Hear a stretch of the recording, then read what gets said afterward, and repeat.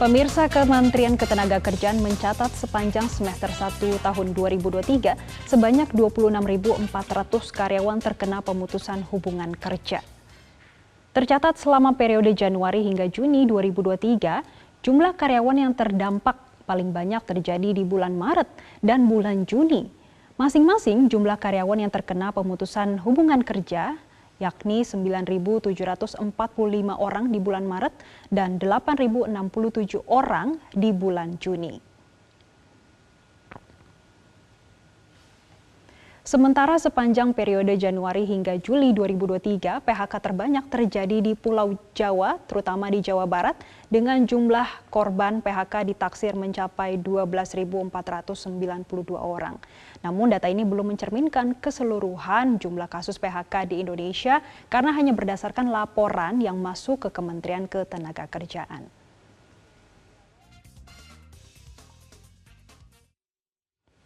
Dan untuk mengetahui sektor apa saja yang paling terdampak dan langkah lanjutan dari pemerintah untuk membendung gelombang PHK, kami sudah terhubung dengan staf khusus Menteri Ketenagakerjaan, Dita Indahsari. Selamat pagi, Bu Dita. Bu Dita, apakah benar ini sepanjang semester 1 ini yang tercatat PHK ini sebanyak 26.400 pegawai atau sudah ada update lanjutan hingga bulan September atau Agustus ini, Bu? Ya, itu memang yang melapor ke kita ya dari Dinas-Dinas Tenaga Kerja. Setelah mereka menerima dan menangani kasus PHK, mereka report ke kita jumlahnya 26.000 sekian. Namun data terbaru yang baru kami dapat dari BPJS Ketenagakerjaan, khususnya untuk penarikan program jaminan hari tua. Program jaminan hari tua itu adalah uang yang dikumpulkan pekerja dalam satu akun di BPJS Ketenagakerjaan dan bisa mereka tarik kalau mereka ter-PHK atau kalau mereka ada kebutuhan. Nah, yang menarik jaminan hari tuanya karena sebab-sebab PHK itu sampai Agustus 2023 itu tercatat 222.000 kasus. Yang menarik jaminan hari tuanya uangnya karena pengakhiran kontrak kerja, jadi mereka tidak di PHK tapi kehilangan pekerjaan karena kontraknya selesai, itu 535.000 sekian kasus. Jadi totali sampai Agustus 2023, kasus penarikan JHT akibat PHK dan pengakhiran kontrak kerja itu 758.522 kasus. Dibandingkan tahun lalu 2022 dari data JHT yang sama itu tahun lalu 998.000 dari Januari sampai Desember 2022. Jadi memang 26.000 yang disampaikan oleh Kementerian Tenaga Kerja itu benar karena berdasarkan laporan dari Dinas Tenaga Kerja ke kami.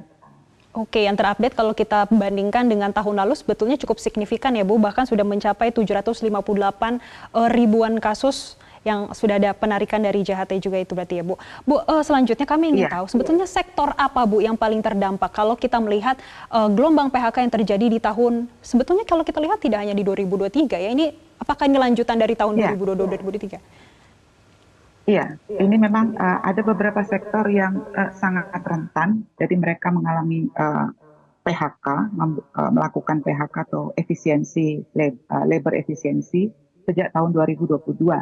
Itu umumnya adalah sektor padat karya, tekstil, garment, sepatu, mainan anak, meubiler ya, barang-barang manufaktur yang memproduksi barang-barang kebutuhan rumah tangga.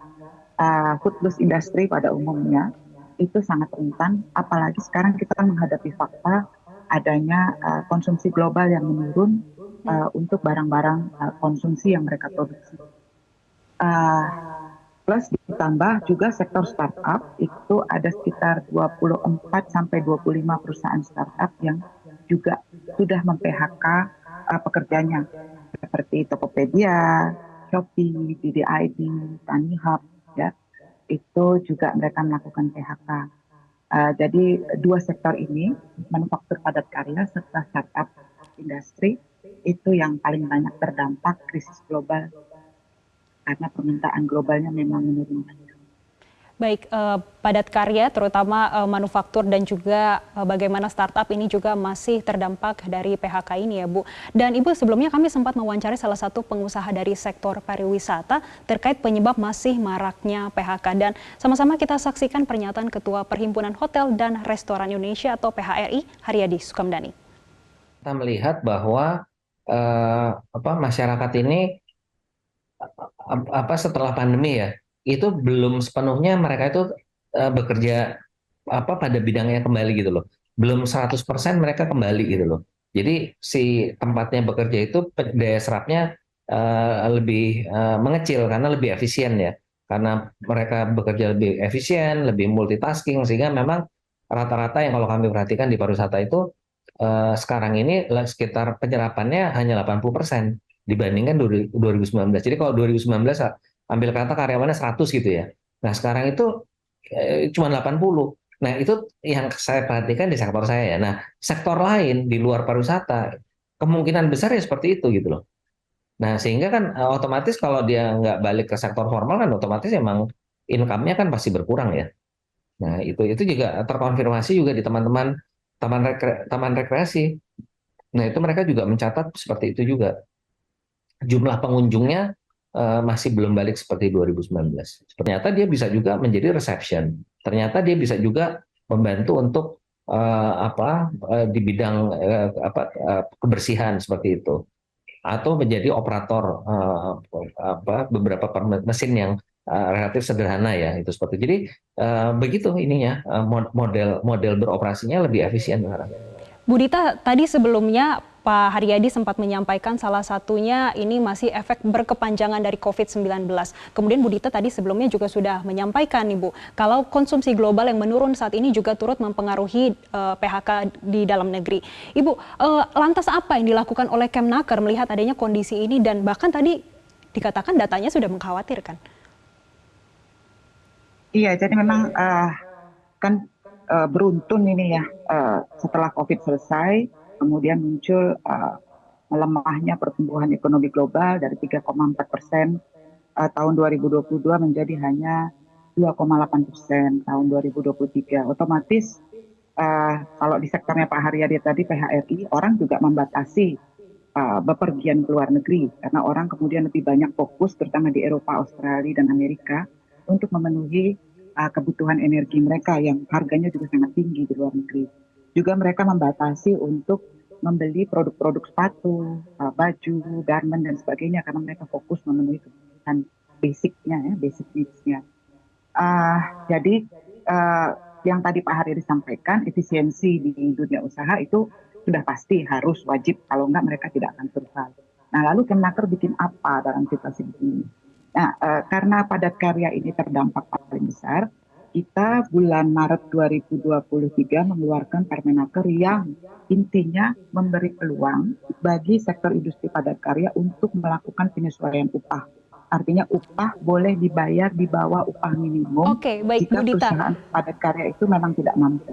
Berarti ini ada fleksibilitas. Berarti apakah melihat adanya PHK yang masih terjadi di beberapa sektor, apakah Kementerian Ketenagakerjaan juga membuka peluang dengan asosiasi ataupun industri lainnya untuk berdialog, untuk memberikan fleksibilitas juga, Bu?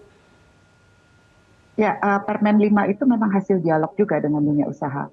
Adanya permintaan dari teman-teman padat karya.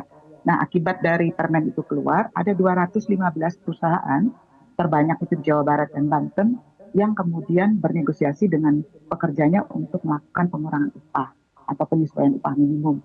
Nah itu kita bisa menyelamatkan PHK dari 215 perusahaan padat karya supaya tidak harus melakukan PHK atau penghasilan kontrak. Nah, baik, ini solusi terima yang kasih. Cepat dan sangat teknis ya dari kami. Oke, baik Ibu Dita, terima kasih atas insight-nya. Ibu, nanti kita akan melihat bagaimana lanjutan ke depannya dan juga data-data terbaru terkait dengan PHK di dalam negeri Ibu. Terima kasih Ibu Dita Indasari, staf khusus Menaker, sudah bergabung bersama kami dalam program Zona Bisnis. Jelajahi cara baru mendapatkan informasi. Download Metro TV Extend sekarang.